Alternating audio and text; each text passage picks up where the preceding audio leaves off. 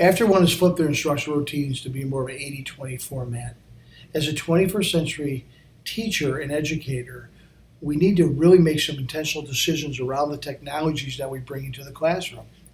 When adopting web services in a classroom, many get caught up in the abundance of these services and leave their students and themselves stressed out because they're disconnected.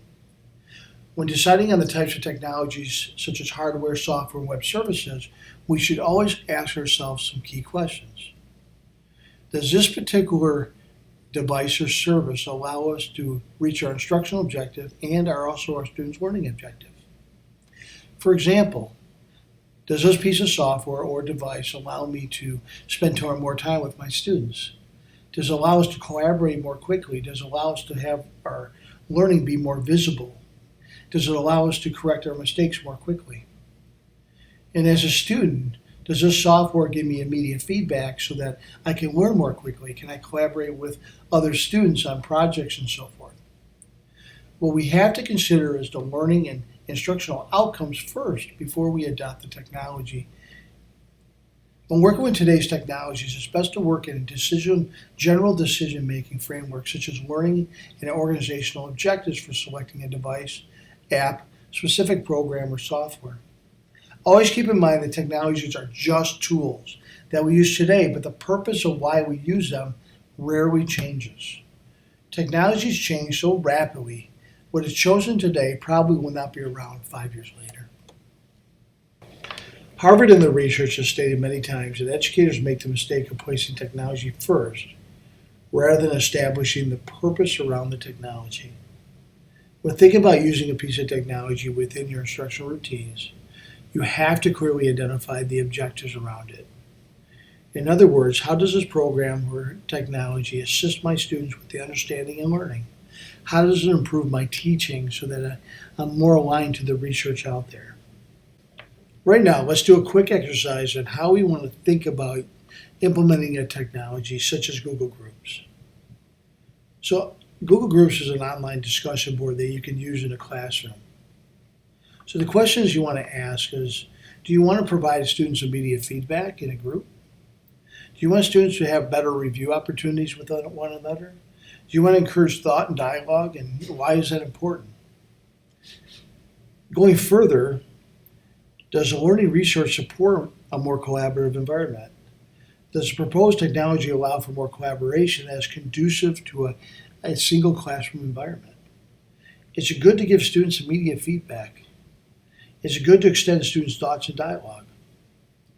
Those are all questions you want to ask yourself and see if the technology aligns to the overall purpose, the research, before you start to implement it on a daily basis. Before you move forward, some other questions you might ask yourself. Is there a big learning curve with the technology? Is there simple and familiar language with the technology? Do students and teachers already use this type of technology? And if so, how is the technology similar? Do all have access to the technology? Can they work quickly in and out of the technology? Is it related to what you already know as a school? And is it something that you already do as a class? Do you have some working communication rules that have established around it? Who will be monitoring the technology so it's done in a professional manner?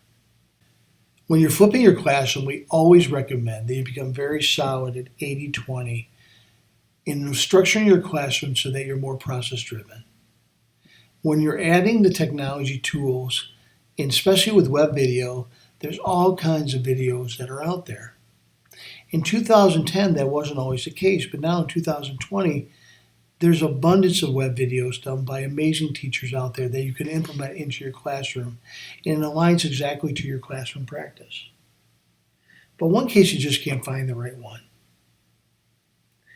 Many teachers enjoy creating videos for their classrooms and even have students create classroom videos as well. Many teachers and students use a powerful technology called a screen capture. And that's where you can capture anything on your screen and record your voice over it. Now remember, one does not want to get caught up in fancy softwares. but rather they want to make the entire process easier and more convenient. It's best to start with something simple and progress to a more difficult and complex software system. If you start simple, it increases your confidence and your efficiencies grow. Right now, here's some thought-provoking questions around web video that you may think about before you actually institute a video platform. If you're deciding to record a video, what are you thinking about recording? And if you're part of a group, who selects who's going to record what lesson? What criteria are they going to use? When are the experts supposed to record the video content? Is it going to be before school, after school, during school? Do you need to get substitutes to cover the class? Are outsiders supposed to be able to view the videos? Are the videos password protected? Who owns the videos? Do you as a school own the video, or does the teacher own the video? Or is it a shared resource between the two of you? How are people going to share the videos within the department, the classroom, on blogs, learning management systems, and also text messages?